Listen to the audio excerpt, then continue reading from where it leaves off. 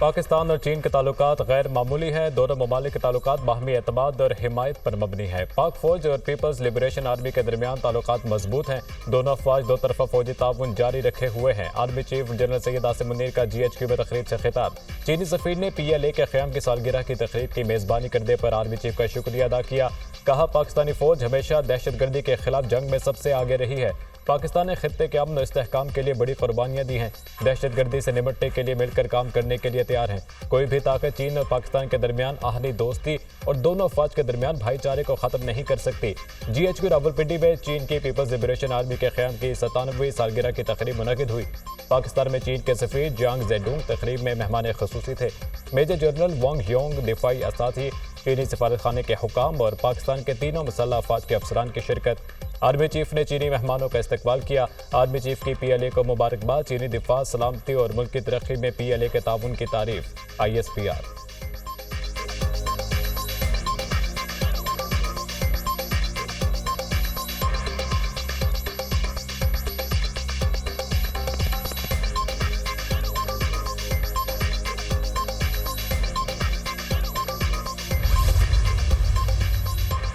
मखसूस नशिस्तों से मुतालिक सुप्रीम कोर्ट के अहकामात पर हतमी फैसला कल तक मौखर। इलेक्शन कमीशन का अहम इजलास खत्म। मखसूस नशिस्तों पर आज फैसला नहीं हो सका। इलेक्शन कमीशन का मखसूस नशिस्तों पर इजलास कल दोबारा तलब। सुप्रीम कोर्ट के हुक्म पर अमलदरामद से मुतालिक मुख्तलिफ पहलुओं का जायजा लिया जाएगा। Chief election commissioner Sikandar Sultan Raja Lahore से वीडियो लिंक के जरिए इजलास में शरीक हुए। सुप्रीम कोर्ट ने फैसले में कौमी असम्बली, KP, पंजाब और सिंध असम्बलियों में मखसूस नशिस्तें PTI को देने का हुक्म दिया। इलेक्शन कमीशन सुप्रीम कोर्ट फैसले के खिलाफ नजरसानी का हक रखता है। सुप्रीम कोर्ट के फैसले में 2 हल्फनामों से मुतालिक इबहम मौजूद है। PTI का तंजीमी ढांचा नहीं है। तंजीमी ढांचा ना होने से इबहम है। मखसूस लिस्टें किसकी मंजूर की जाएं? लॉ विंग की सुप्रीम कोर्ट फैसले पर ब्रीफिंग।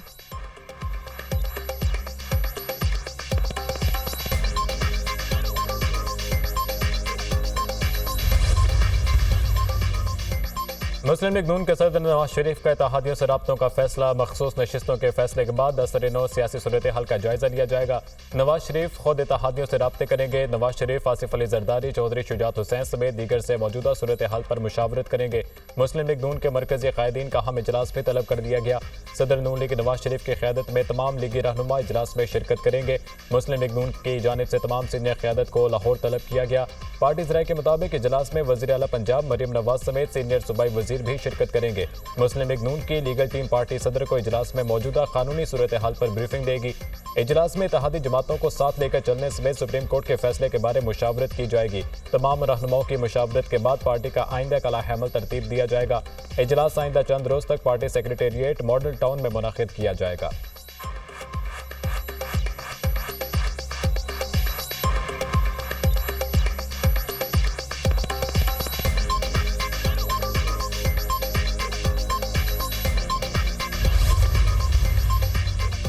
पार्लियामेंट में मखसूस नशिस्तों पर हल्फ लेने वाले मेंबरान का ज़ाती तौर पर अदालत जाने का फैसला। सुप्रीम कोर्ट ने इन मेंबरान कौमी और सूबाई असम्बली को हल्फ लेने के बाद मुअत्तल कर दिया था। अरकान अलहदा सुप्रीम कोर्ट में रिट पिटीशन दायर करेंगे।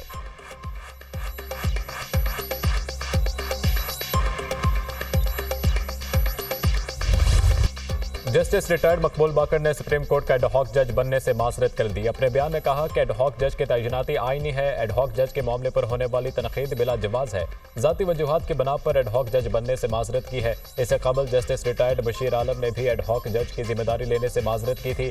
जस्टिस रिटायर्ड सरदार तारिक मसूद और जस्टिस रिटायर्ड मजहर आलम मियां खेल बतौर एडहॉक जज तैनाती पर रजामंदी जाहिर कर चुके हैं।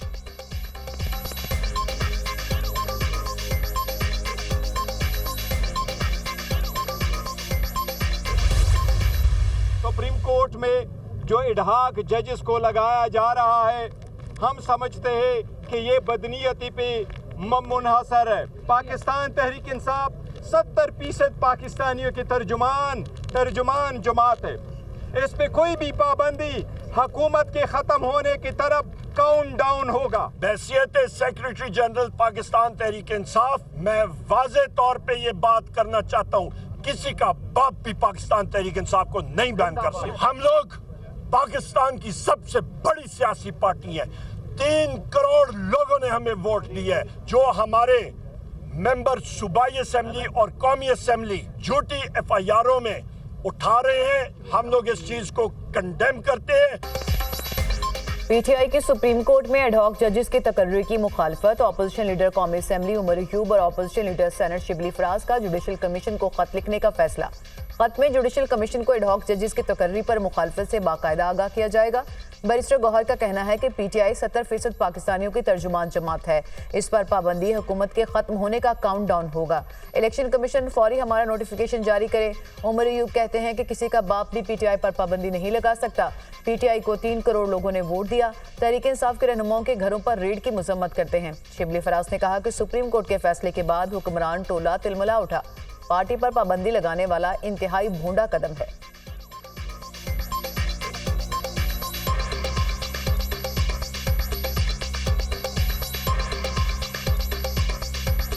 जब से सुप्रीम कोर्ट का फैसला आया है रिजर्व सीट्स के बारे में, तो ये जो हुक्मरान टोला है ये तलमला उठा है, ये बौखला गया है और उनको समझ नहीं आ रही कि क्या करें। जिस तरह से ये बातें हो रही हैं कि पार्टी को बैन करो, ये एक इंतहाई भोंडा कदम है।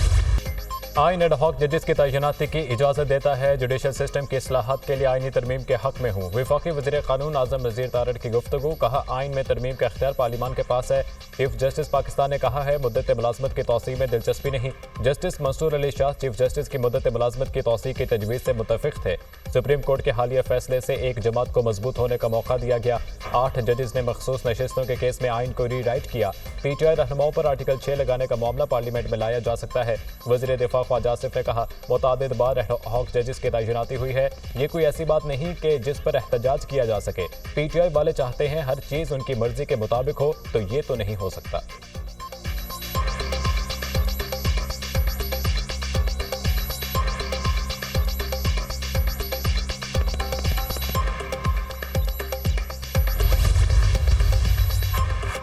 पाकिस्तान बार कौंसिल ने एडहॉक जजेस की तैनाती की हिमायत कर दी। एलामिया जारी। एलामिया में कहा गया मेंबरान पाकिस्तान बार कौंसिल ने ही आरसी जजेस की दरख्वास्त की थी। चीफ जस्टिस पाकिस्तान ने गुजारिश को मानते हुए एडहॉक जजेस के लिए कमीशन का इजलास बुलाया। सुप्रीम कोर्ट में सियासी मुकदमात के बायस आम साइलिन के केसेस इल्तवा का शिकार हैं। पाकिस्तान बार कौंसिल ने अलग आईनी अदालत के क़याम का मुतालबा भी कर दिया। आईनी तरमीम से अलग आईनी अदालत कायम की जाए। अलग आईनी अदालत आईनी और सियासी मुकदमात का फैसला करे। अलग आईनी अदालत से सुप्रीम कोर्ट के जजेस का कीमती वक्त बचेगा।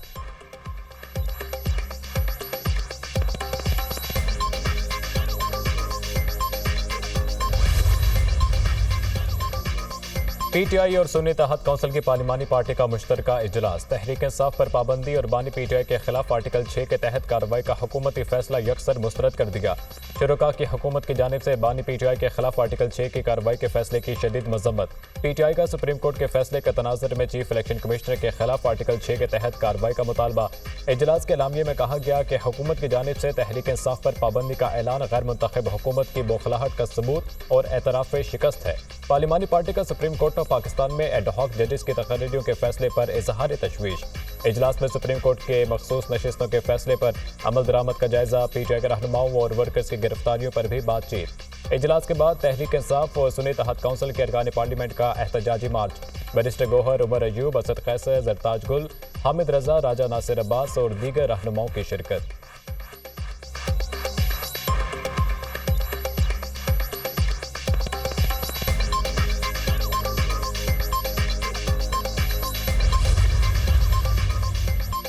तोशा खाना का नया रेफरेंस। बानी पीटीआई और बुशरा बीबी से तफ्तीश का चौथा मरहला मुकम्मल। नैब टीम ने मुल्जिमान से तोशा खाना तहाइफ के हवाले से तफ्तीश की। तफ्तीश में मुल्जिमान से तोहफे में मिलने वाली ज्वेलरी सेट से मुतालिक सवालात किए। नैब टीम ने तकरीबन 1 घंटे तक मुल्जिमान से तफ्तीश की। नैब ने मुल्जिमान का एहतसाब अदालत से 8 रोज़ा जिस्मानी रिमांड हासिल कर रखा है।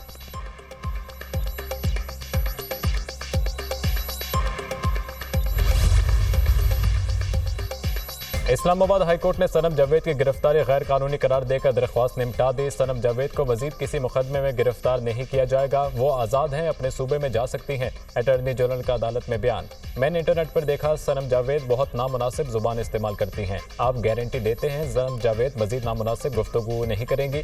जस्टिस हसन औरंगजेब का वकील से इस्तफसार। सनम जावेद आइंदा नामुनासिब अल्फाज इस्तेमाल नहीं करेंगी। वकील की यकीन दहानी।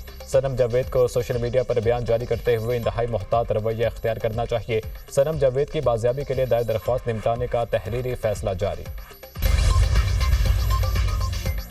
पीटीआई के रुकने कौमी असम्बली मुअज्जम खान जतोई मंजर आम पर आ गए। इलाका मैजिस्ट्रेट ने मुअज्जम खान जतोई को एंटी करप्शन के मुकदमे से डिस्चार्ज कर दिया। अदालत में एंटी करप्शन की जानिब से मुअज्जम खान जतोई की 14 रोज़ा जिस्मानी रिमांड की सदा की गई थी। थाना सिटी मुजफ्फरगढ़ पुलिस ने MNA जमशेद दस्ती के खिलाफ मुकदमा दर्ज कर लिया। जमशेद दस्ती पर मुहर्रम उल हराम के दौरान पुलिस पार्टी पर हमला करने के इल्जामात हैं। जमशेद दस्ती और उनके साथियों ने पुलिस पार्टी पर फायरिंग की और धमकियां भी दी। FIR का मतन।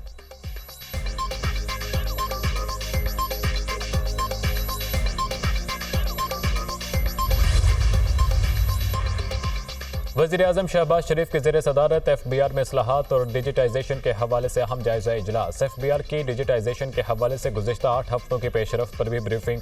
दौलतमंद और सरमायादार को तरजीही बुनियादों पर टैक्स नेट में लाया जाए और गरीब तबके पर इजाफी बोझ ना डाला जाए। वज़ीर-ए-आज़म की हिदायत। कहा, गुज़िश्ता 4 महीनों में टैक्स रिफंड में 800 अरब रुपये का फ्रॉड पकड़ा गया।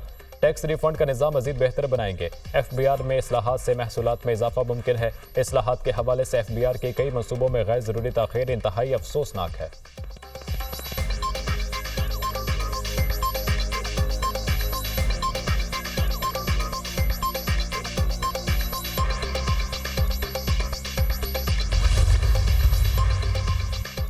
IPPs ने मुल्की मईशत को यरगमाल बना लिया। 2015 में लगाए गए दरामदगी कोयला से चलने वाले IPPs महंगी तरीन बिजली की सबसे बड़ी वजह। दरामदगी कोयले से चलने वाले IPPs फर्नेस ऑयल से भी दुगनी कीमत पर बिजली बना रहे। दरामदगी कोयले से इस वक्त 60% फी यूनिट बिजली पैदा हो रही है। कोयले से चलने वाले IPPs की कैपेसिटी पेमेंट सालाना 700 अरब रुपए तक पहुंच चुकी। 1320 मेगावाट के Sahiwal coal power plant, port Qasim और हब पावर प्लांट दरामदगी कोयले से चल रहे हैं।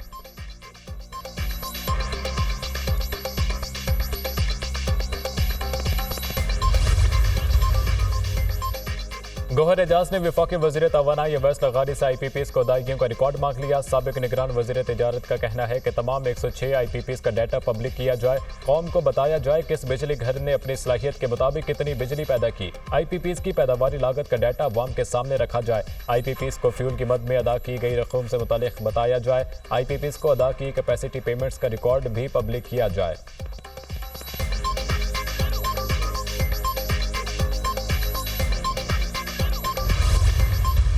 पाकिस्तान के पावर सेक्टर के ऊपर का जो कर्ज है हमारे ऊपर, वो है 2.6 ट्रिलियन 2600 अरब रुपए। 2600 अरब रुपए सर्कुलर डेट है जो कि हमें अभी पावर कंपनीज को देने हैं। 34 रुपए में 8.5 रुपए टोटल, हमें 8.5 रुपए की बिजली मिल सकती है।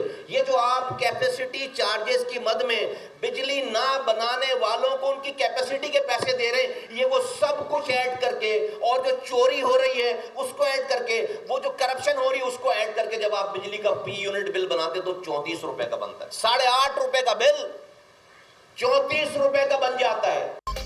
रहनुमा MKM मुस्तफ़ा कमाल का कहना है कि पावर सेक्टर के मसाइल पाकिस्तान का सबसे बड़ा जख्म है। मुल्क में पावर सेक्टर का कर्ज 2600 अरब रुपए है। 8.5 रुपए वाला यूनिट अवाम को 34 रुपए में दिया जा रहा है।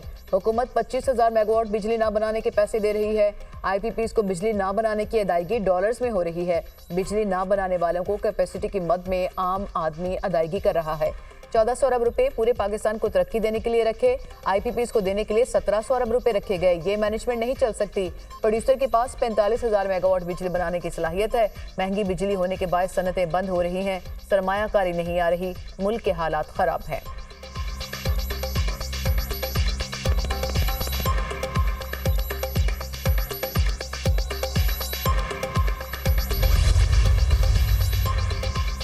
पाकिस्तान स्टॉक मार्केट में तेजी का रुझान। 100 इंडेक्स में 684 से ज़ायद पॉइंट्स का इजाफा। इंडेक्स 81,839 पॉइंट्स पर बंद हुआ। सोने की कीमत पे 5,000 रुपये फी तोला इजाफा। फी तोला सोने की कीमत 2,54,000 रुपये हो गई।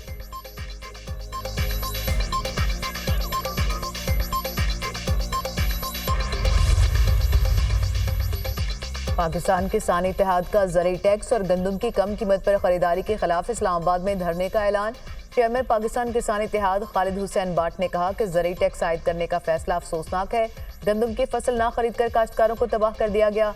किसानों से गंदम बेचने का हक छीना जा रहा है। पंजाब हुकूमत की जानिब से गंदम की फरोख्त पर पाबंदियों की मजम्मत करते हैं। जल्द हुकूमत पंजाब की पॉलिसियों के खिलाफ इस्लामाबाद में धरना देंगे। किसानों पर कोई सरमायाकारी नहीं की जा रही।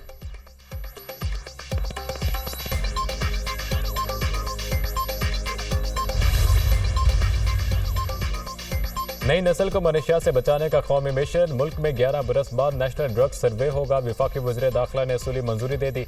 नेशनल ड्रग सर्वे के तहत मुल्क भर में मनशियात इस्तेमाल करने वाले अफराद का डाटा इकट्ठा किया जाएगा। मोहसिन नकवी का कहना है कि नेशनल ड्रग सर्वे को हर सूरत जामे और मुस्तरद होना चाहिए। सर्वे में ताउन के लिए बैनुल-अक़वामी तरक्याती इदारों से भी रब्ता किया जाए। वज़ीर दाखिला के सर्वे में घरों के अलावा तालीमी इदारों, कच्ची आबादियों से भी डाटा इकट्ठा करने की हिदायत।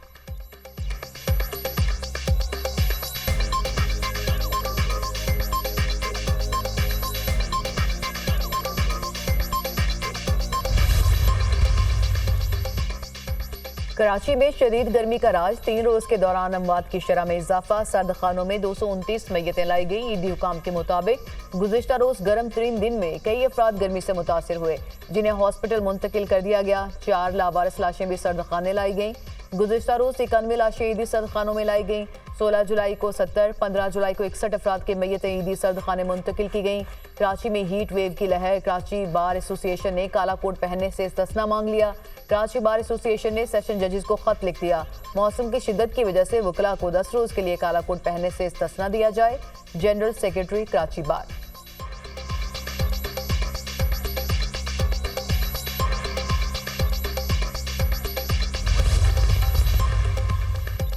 पंजाब और बलूचिस्तान के मुख्तलिफ शहरों में बारिश। गुजरात, गुजरांवाला, हाफिजाबाद, जहलम में बादल खुलकर बरसे। नशेबी इलाके ज़ेरियाब। आज़ाद कश्मीर के मुख्तलिफ इलाकों में भी गरज चमक के साथ बारिश। मौसम खुशगवार। लैंड स्लाइडिंग के बायस योब धाना सर रोड बंद। कोयटा से डेरा इस्माइल खान कौमी शाहराह बंद।